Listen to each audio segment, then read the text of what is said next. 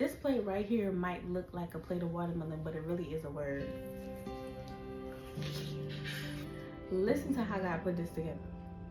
So for the longest time, I have not been eating watermelon. Why? Because I grew up on the bayous of Louisiana and we would eat it like candy. It was always available. It was always something that we had. They would bust it open outside. The children would be running around, drinking from the hose pipe, eating watermelon. It was easy. It was fast. It was so good and convenient, and I ate it so much that I grew an aversion to it. So when I got older, I didn't want it anymore. The last month I have been offered nothing but watermelon, and every single day it seems like they got a new watermelon in the house, and it without fail they ask me, do you want some? And for a second, I'm not even gonna lie, it kind of irritated me, because I was like, girl, like, why do you keep asking me if I want some watermelon? I feel a little bit of appreciation because you keep trying to include me, but I had already told you no. But then they'll always tell me how good it was and how wonderful it tastes and how refreshing it was and how sweet it was and it was in season and all of the things. And y'all, I would just be like, no. And I started telling them all of my trauma. Well, I used to eat it on the yard and I ate it so much that I don't want it no more.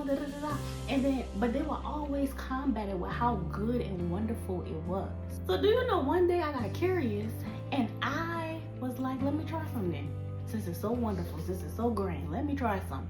First, I drank it.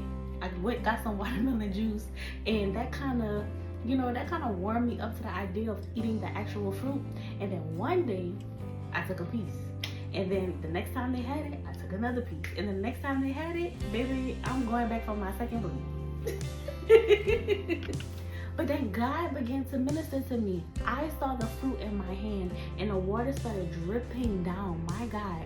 And the Lord started to speak to me about the living water. He started to minister to me about that scripture that says, taste and see that the Lord is good. The whole point, the whole revelation was never about the watermelon. It was about the consistency and being offered his fruit. God's spirit never leaves or forsake you. His fruit is always abounding to you, my God. The fruit of his spirit is always available to you, but you may not be in a position to receive it because of your traumas, because of your triggers, because of your aversions. Listen, it's coming together. Because of your aversions, you might quite literally be denying yourself access to something that can hydrate you, something that naturally heals you from the inside and makes your skin radiate, something that can give you a little piece of nostalgia and joy.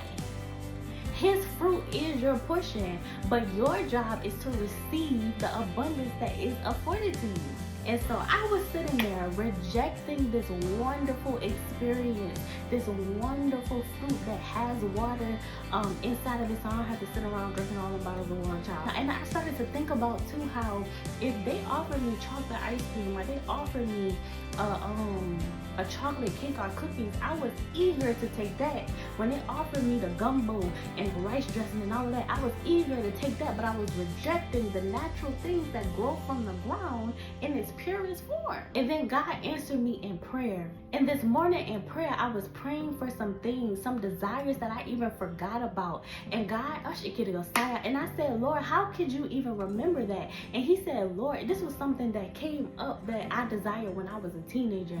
God brought it back to my remembrance. And I started praying toward that thing. And I said, Lord, it's a miracle that you even remember that. And he said, I gave you that desire. I never changed my mind about what I gave you, but you changed your mind about the way that you receive the desires that I've put inside your heart. Because you rejected them for so long, you were never, you cut yourself off from receiving the fruit, my God, today, the fruit of your labor, the fruit of the harvest. You cut yourself off from receiving the fruit of the blessing that I had in store for you, because you stopped leaning into the desires that were good for you. You started chasing after the ones that the world said you needed to have.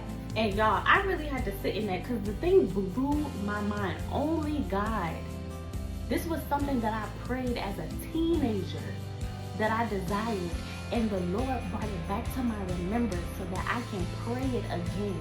But so listen, but even more than that, it was evidence that his fruit is now my portion. I started crying out to the Lord and asking him for more of his fruit to show up in my life. My God, today I started to ask the Lord to change my appetite. I started to change, I started to ask the Lord to help me to crave what he wanted. My God, today,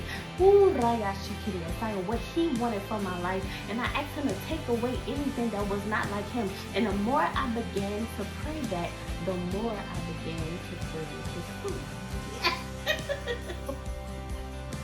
If you've been listening this long, it is clear to see that this was never about watermelon. This was always about God renewing your taste buds for his fruit, giving you the desires of his heart so you can pursue the fruit that you have always had access to but haven't always had the heart to receive.